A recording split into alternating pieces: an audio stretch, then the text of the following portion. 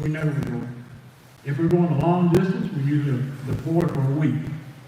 It just makes a lot of sense. There's less travel up and down the road. If we deploy within North Carolina, we'll probably shorten that up to 3 or 4 days, which really is helpful if you're, again, trying to work your schedule, maybe you're trying to get off of work, or if you got other things going on, you can, especially if you hit that Friday, Saturday, Sunday, Monday deal, those 4 days, if you're off every weekend, that really helps. Flexibility is a must. Say it over and over and over. Our expectations, we're all human beings, right? We have good days, we have bad days, but our expectations is that we, first of all, and most of all, we represent the Lord, and then we represent our church, and fellow Christians, and our team as Christ would want us to, in our attitude, in our behavior, in our speech, in our dress, in our work. What's expected?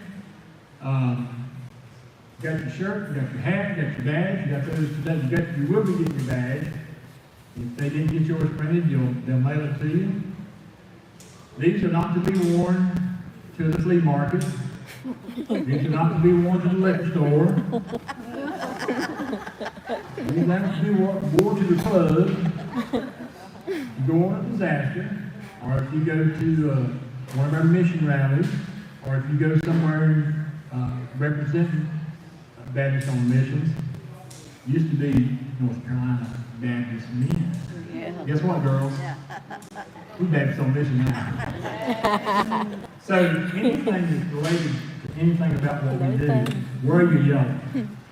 Otherwise, keep it in the drawer and don't.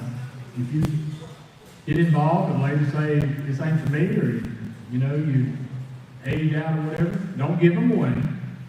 If there's other people that you know that's involved, give your yellow to them, turn it into your regional coordinator, send it to the carry office. I'll give you a real quick story from my home church from years ago. We did a biker Sunday. For 15 years, once a year, we did a biker Sunday. We did a bike show. We'd bring in a band. Sometimes we'd have, biker dude that got saved. And there's some real people in that group, let me tell you. And one of our really cool shirts that year is black, had this real cool logo on the front. And we sold them as a fundraiser at the bike show. Anybody came to the bottom of those shirts. And just before the ring doorbells and stuff come out, the people start putting cameras around their house. I live close to Winston-Salem. Somebody broke in a house. You know what he was wearing? Yeah, one of our black biker fellowship. It was fuzzy enough on the camera that probably nobody, but somebody really, I knew that shirt, and I kind of helped design it. Yep, there's our shirt. I don't know how that dude got it. So that's an example of, don't let your yellow shirts just float around out there. We're on our own to get there. Carpooling's good. I really recommend that. When you get there, you'll be sleeping probably in the church Sunday school room in your choice of iron mattress, cot, whatever you want to bring. Sleep on the floor if you want to. I've aged out of that. So there'll be no cost of the place to stay or your food. You're going to eat what you cook when you get there. Now we cook the breakfast for us and the support staff, Red Cross, or whoever's there with us. But the victims we just cook. We used to cook 3 hot meals a day for the victims. But now we do lunch and dinner. And that's sufficient for people. If they don't have anything to eat, they can get by with me.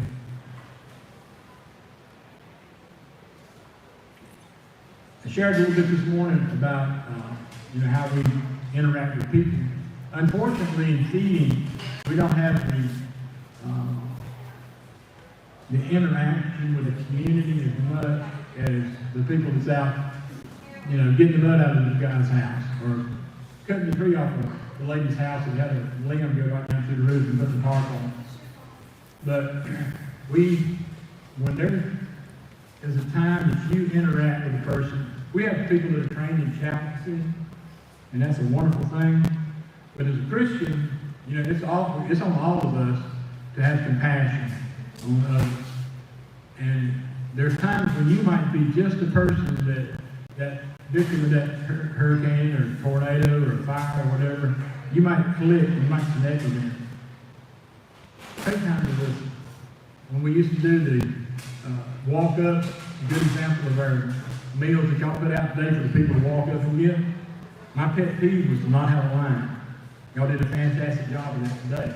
And I would tell people, let's do everything we can to keep people, give them the meal and get on. But I said, the one exception is if you click with this person, like they come every day for lunch, and you become like they're one person they've been on to talk to, let the line get long.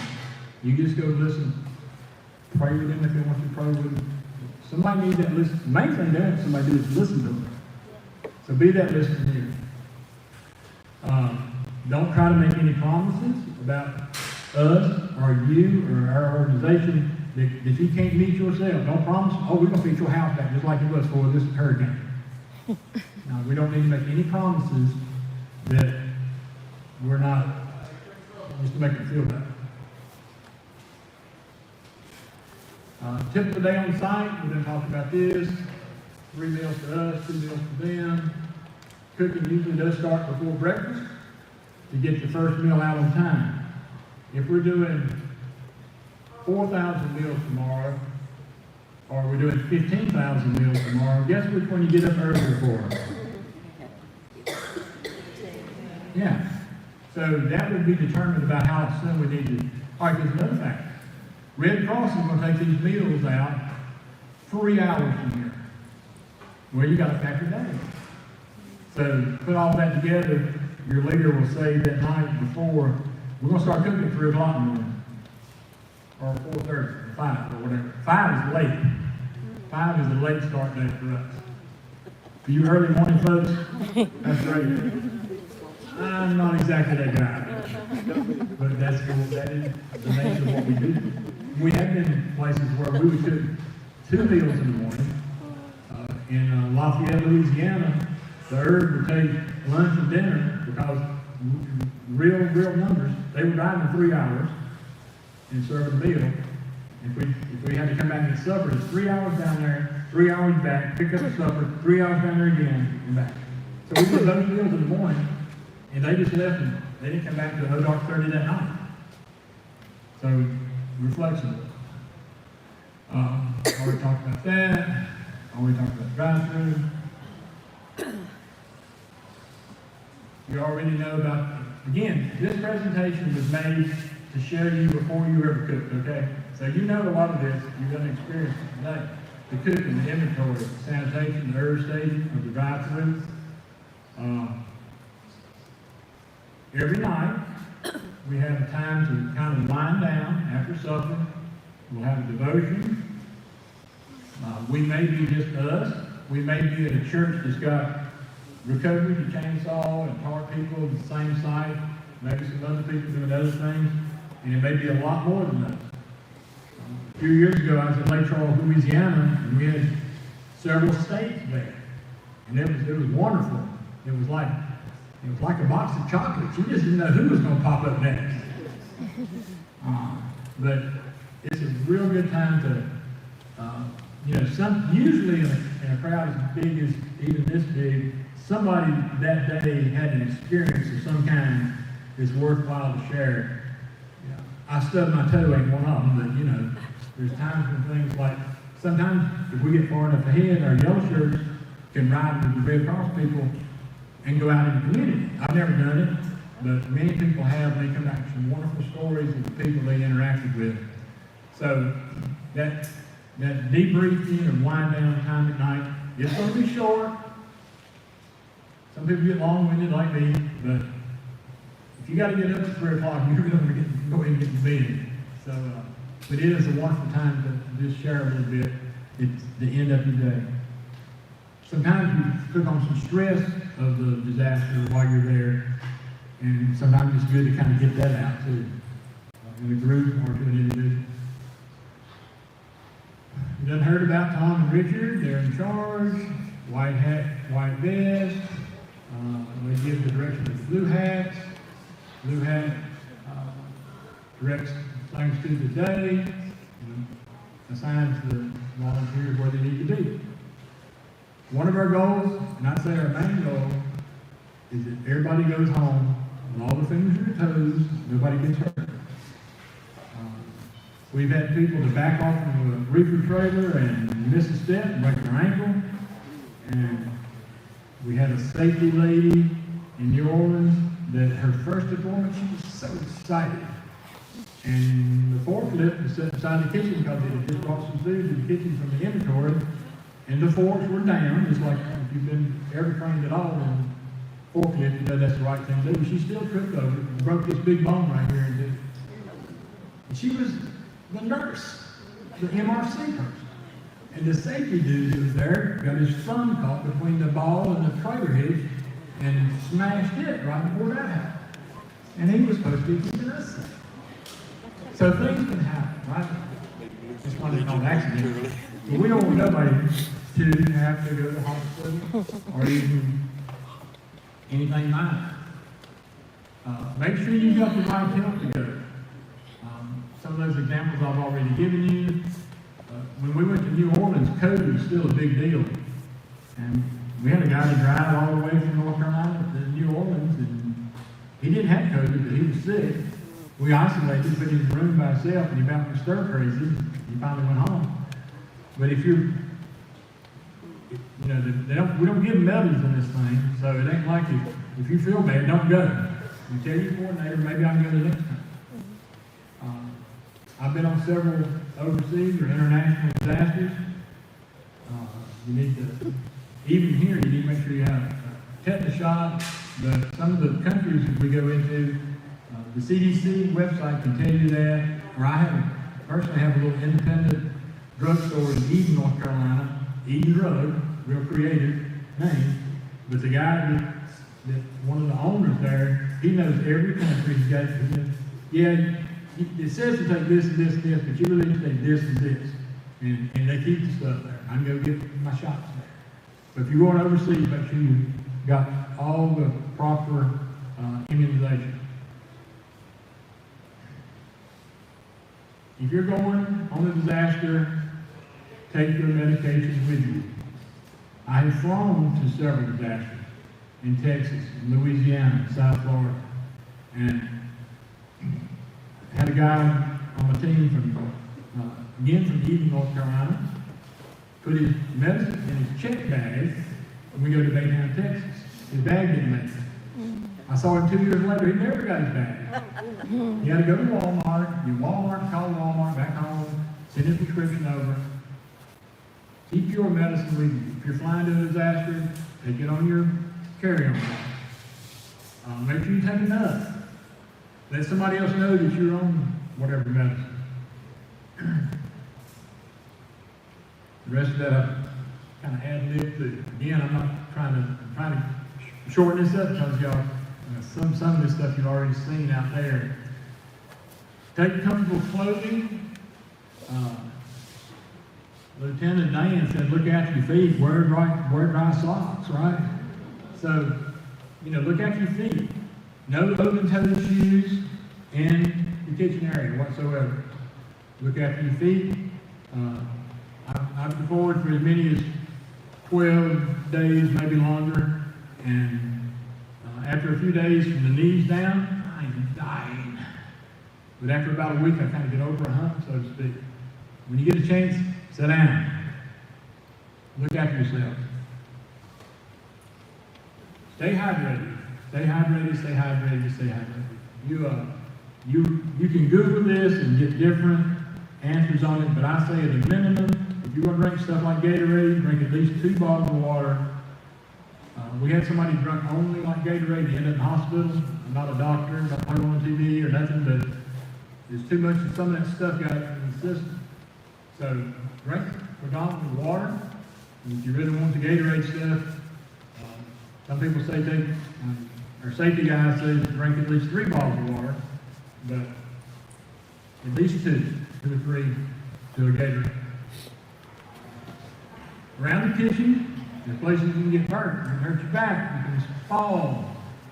There's electrical stuff all over the place. And I don't mean the odors because I stink, although I might. And if you're in 90-some degree heat and you work out there all day, you might have a little odor. But I'm thinking more about stuff like propane. I was trying to see if a plug-in would work today around behind the convection ovens, and I heard somebody say, "I smell gas." So, you know, I don't know if it was a leak or what. I was busy. I didn't have to go. I wasn't as concerned to go look, but those kind of things are important. You smell propane, you're really strong. Tell somebody. You can get burnt. There's hot surfaces. There's hot water. There's steam. The mashed potatoes, if you was involved with that today, we use an extra hot water heater to make it hot enough. Those are excellent potatoes. Whoever made them, excellent for that too. Again, you've already experienced a lot of this. Besides the mittens, oven mitts like this guy's got on, we also have some sleeves that they're made to go over your hand and your thumb sticks to it right here. But I found out if you don't put your thumb through there, you can pull it all the way up here and then put the mitts on. Because right up here is where the convection oven always burned me, not down here. And I've got scars to tell what a convection oven, when you bring them out, the racks, they got many burns from that. So we don't want you to get burned. Sometimes there'll be steam. You open up the tilt skillet, it'll steam up on you. We use quat and sanitation as part of our sanitizer. It's a good product. You don't want to drink it. You probably don't want to get in your eyes. There's probably some other things that you don't want to get, but there are some chemicals involved. This is my friend Tom, who we went many, many disasters on. He's about aged out. He's about 90 now. He's carrying an empty camera. I repeat, empty. If you handle full cameras today, you already know they can get heavy, right? I don't care if you're on the 4th of July. Do not show off and how to carry a full camera of food around. 2 people, one on each end.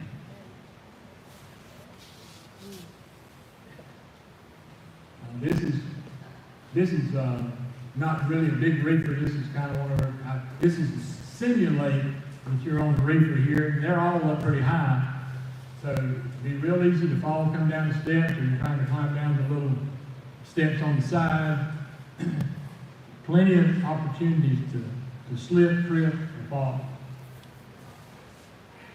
I got a call from Arden, this same kitchen, back when we was doing mass meeting. He said, something wrong with these ground fault receptacles. They keep tripping off. And Richard, who's here today in maintenance, he was doing admin that week, and I said, Richard, he's an electrician by trade. I said, go out there and look at them ground faults, because they will eventually wear out. You have to replace them, or a ground fault breaker. He called me back and said, if you'll get the drop cords up off the floor before they wash down, you won't be tripping any breakers. Water and electricity, not a good mix.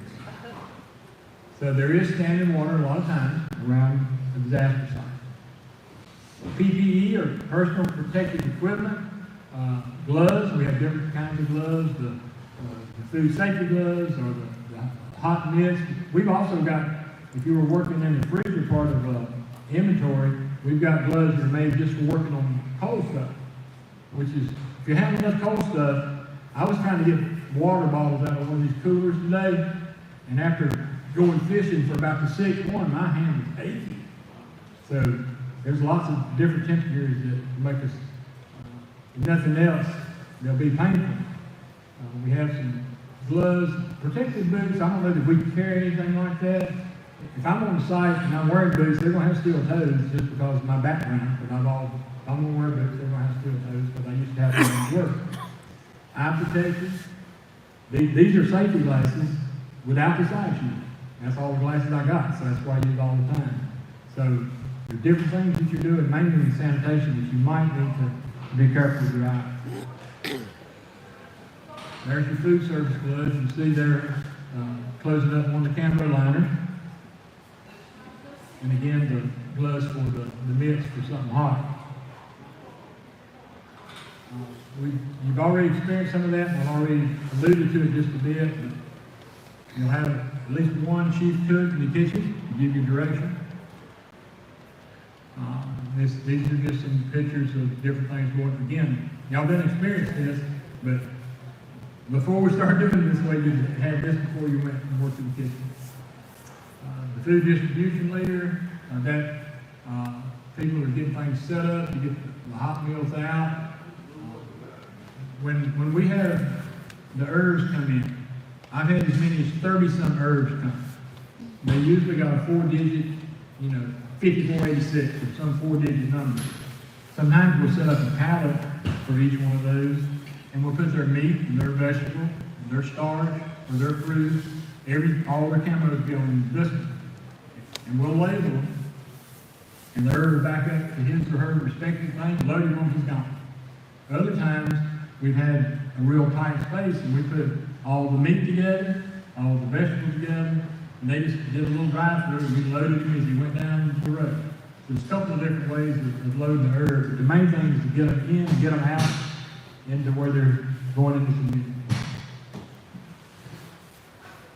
This was at Cape Coral, and this is just our little serving line for our folks, for our breakfast, for our lunch, for our dinner. And you see it's just a little small setup there in the church hallway.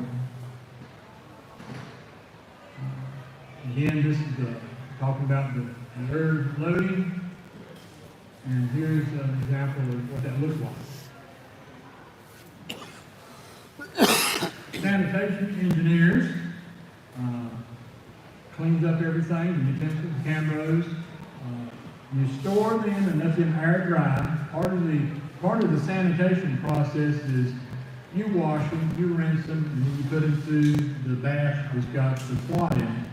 And for that sanitation to do what it's supposed to do, that quad needs to stay on wherever it's on for like 1 or 2 minutes.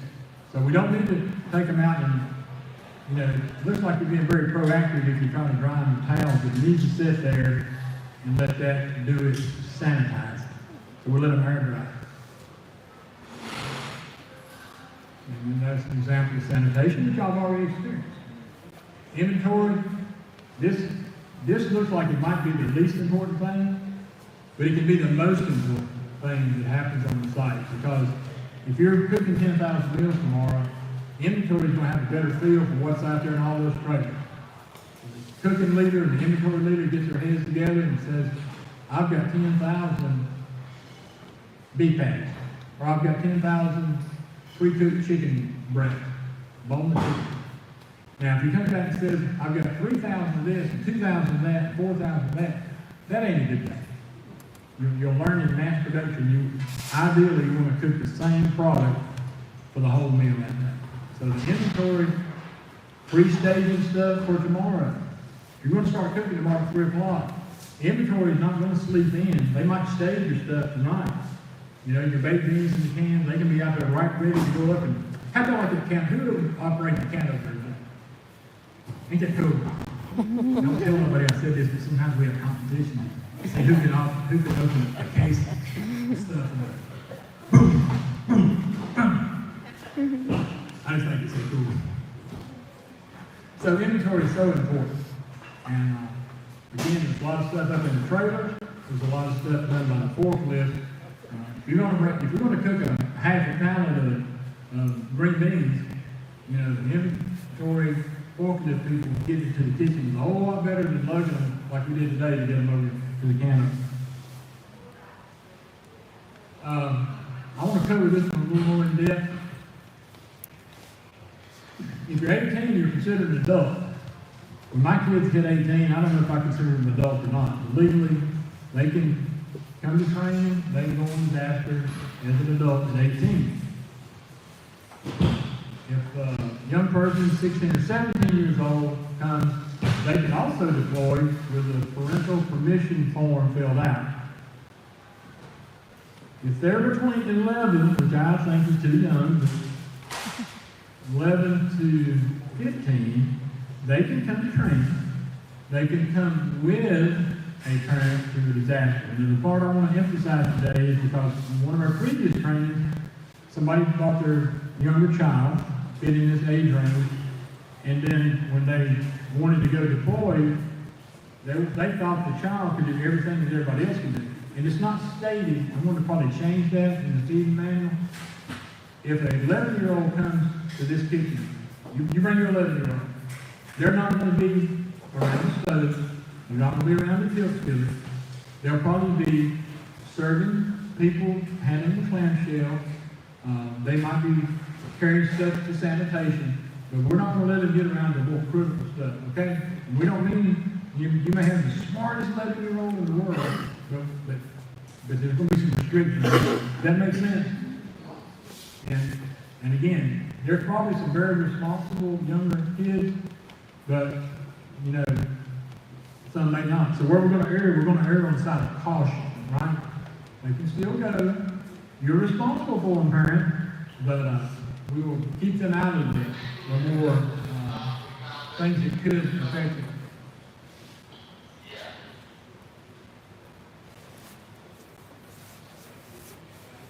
Transportation, we already talked about that. It's up to you. We like to carpool, work with your regional coordinator. This is a really important point. If you have an access to a vehicle larger than, say, a typical car with Ford,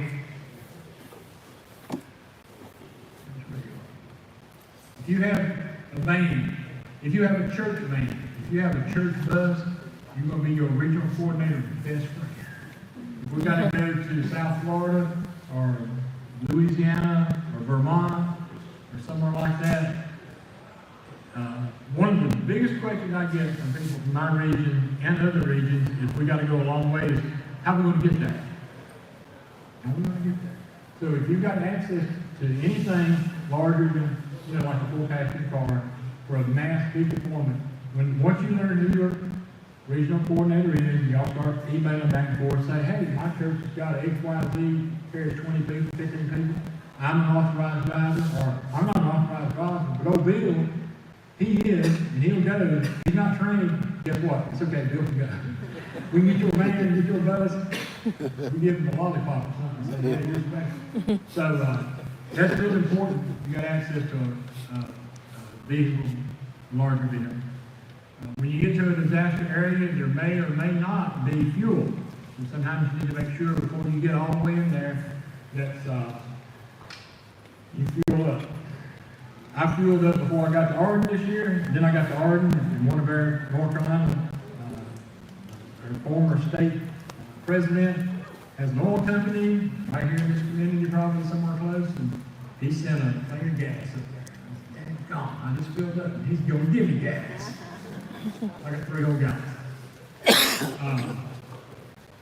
My children aren't young anymore, but my younger than me kids don't know what a math is. But you may or may not be able to use your GPS. Some people like GPS. But I use it when I have to. My little hand-drawn GPS is in my truck to get here yesterday. But it wouldn't hurt to carry a map.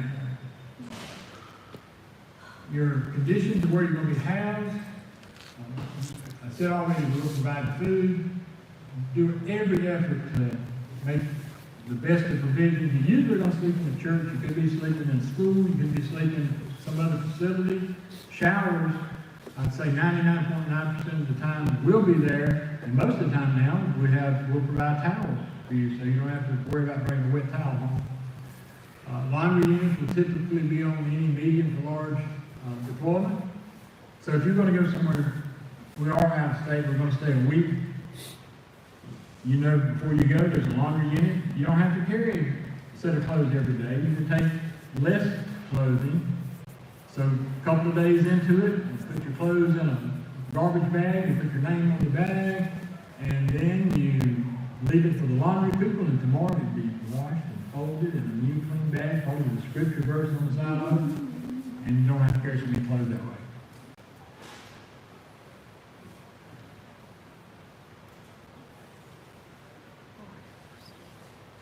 You may or may not have air conditioning where you're going. Tom, our state leader, he was in a couple of places that I was in later. When he was there was no air conditioning. When I got there, it was so cold, it was almost too cold. So I always tell people, no matter if it's summer or not, take your blanket or a sleeping bag along with you. Because when I was there, it was freezing. When Tom was there, it would burn you up. So I rubbed it in pretty good. and they good air conditioning. There'll be somebody from admin there to check you in, take your paperwork, take your profile, and those things, find you a sleeping area, and show you how to make your sleeping room more efficient to get more people in there. Somewhere on one of these it said, take the earplugs, unless you just like all that five-part harmony. It's a bunch of guys, sometimes we're stuck in a place this big, like all the men, and you can get some real harmony going with them superstores. The best question that could come about for you if you're out there working somewhere from a place. Quick example, we were in Gulfport, Mississippi after Katrina. We were there in many places during the mass feeding and recovery, but we did rebuilds in Gulfport. We were there for 28 months. And there would be people out in the community in their yellow shirts. We give you a little scenario. You're working in the street, people see yellow shirts, week in, week out. A guy comes out and says, where are you from? Well, I'm from North Carolina. How long did it take you to get here? About 12 hours. How much they pay you to come down here? I'm a volunteer. Why are you here? When you have the why question, that door is open for you to tell them why you are here. Why are we here? Because, the love of Christ lives in us. And we want to share that in a tangible way. 28 months in Gulfport, over 500 homes were built or rebuilt. Not too shabby, right? Over 700 people accepted Christ as their Savior. That's a lot better than 500 homes, right? So the why question opens doors for you.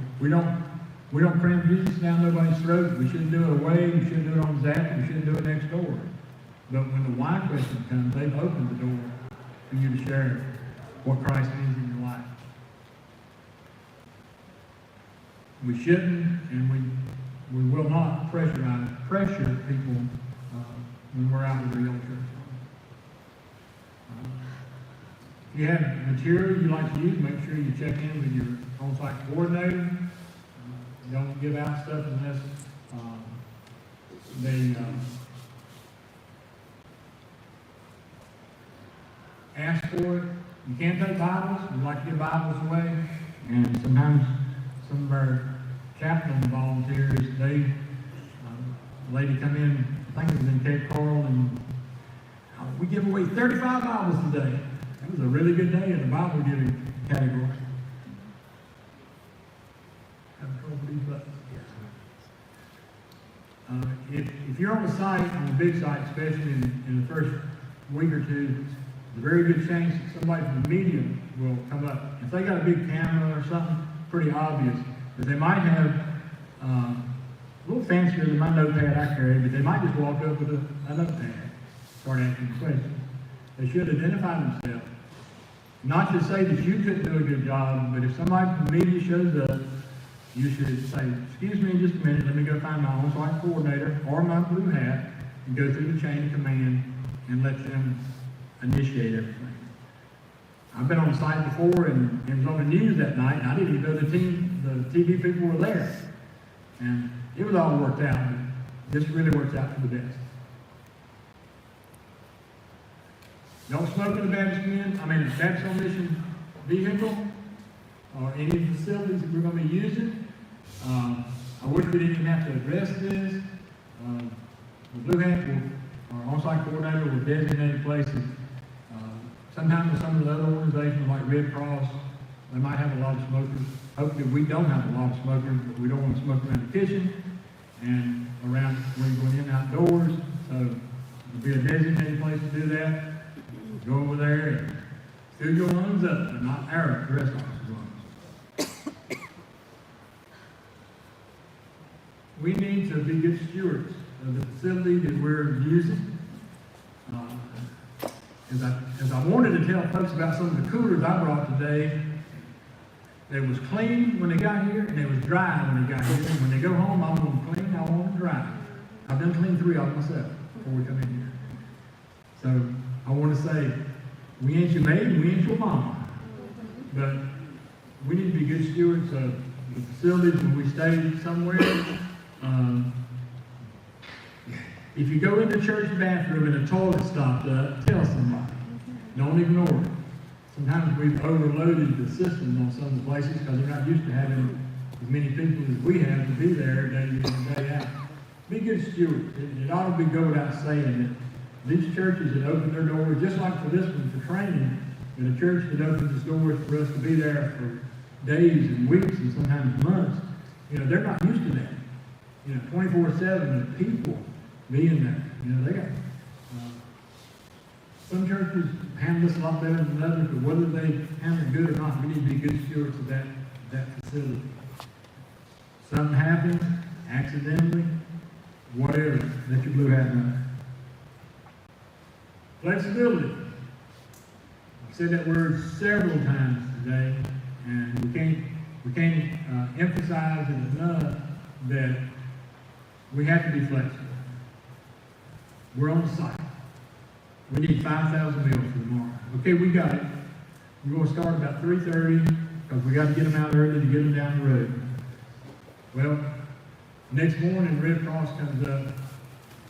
I need 10,000 meals. We wasn't ready for 10,000 meals, but we'll do our best to get them out there. Sometimes it might go the other way. Sometimes we've started cooking in the morning and we didn't even have numbers. We literally didn't know how many numbers that we had to feed that day, but we knew from kind of the day before, and we just got started cooking. Sometimes we would, in Marion, in mass feeding this year, they cooked 600 meals that nobody ever picked up. A lady over in Arden with Red Cross, it was one of her first times of being out on a disaster.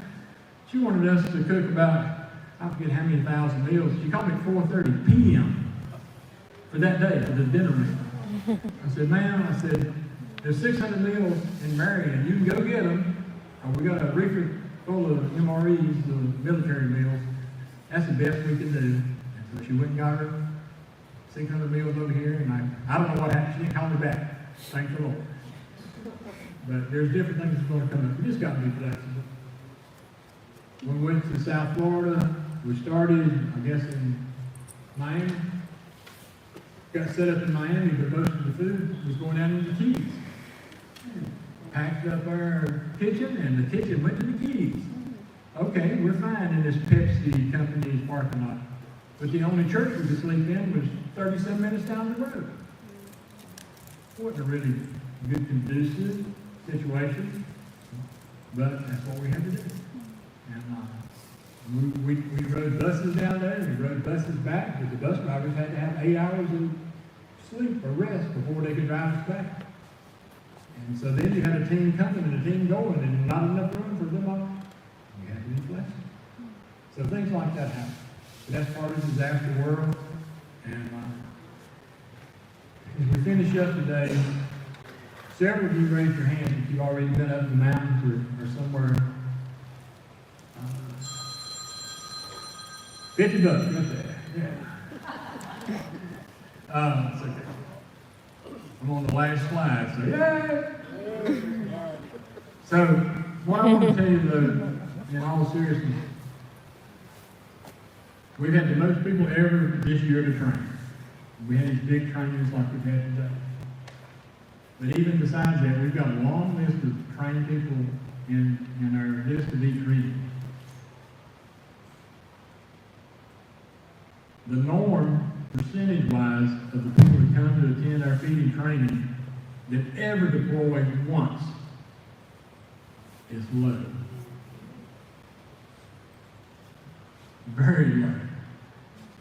I'd say probably less than 30%. That means out of every, if y'all are not average, y'all are going to be above average, I can tell. Just watching your work and your attendance. But if 10 of you, only 3 of you ever go, then the other 7 never give it a chance.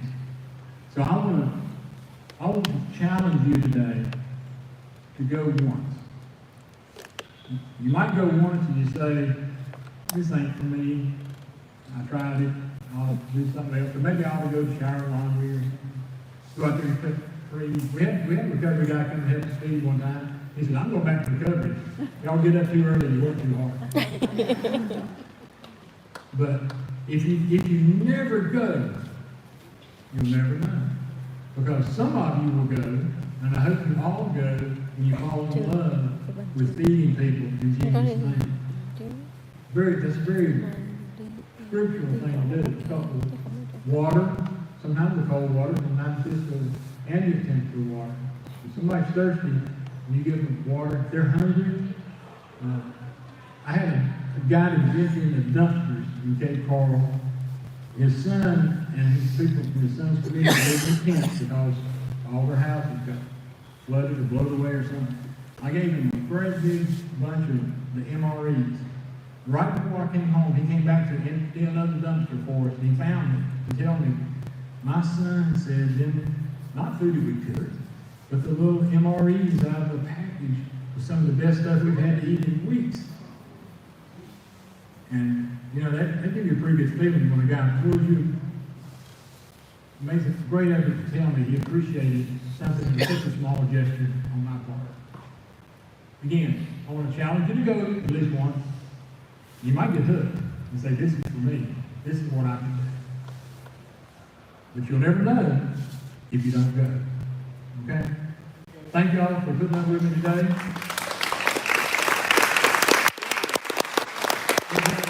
Is there any questions that you might have? We're finishing up ahead of schedule. Anything? Anybody want to share? I have a question. I've got a lot of insurance on these, and I'm not asking for myself. If someone is has no insurance, they get hurt on the side. Are they covered, or are they on their own, or what? If you get hurt on the site, we do have insurance. And I've experienced, not personally, some people that have. We were turning over to Texas in Lake Charles, Louisiana, and a guy slipped, goes to church with me, busted his head, and blood went everywhere.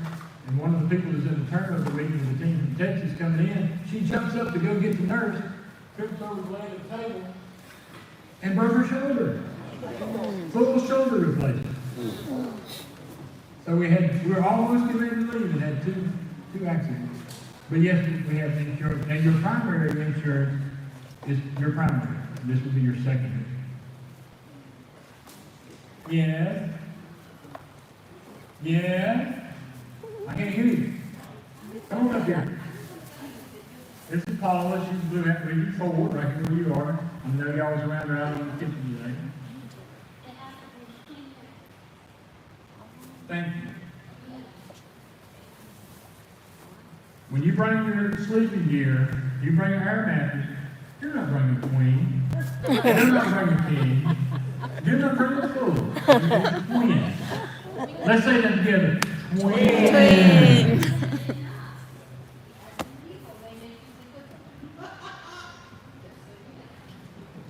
Sleeping bag is better.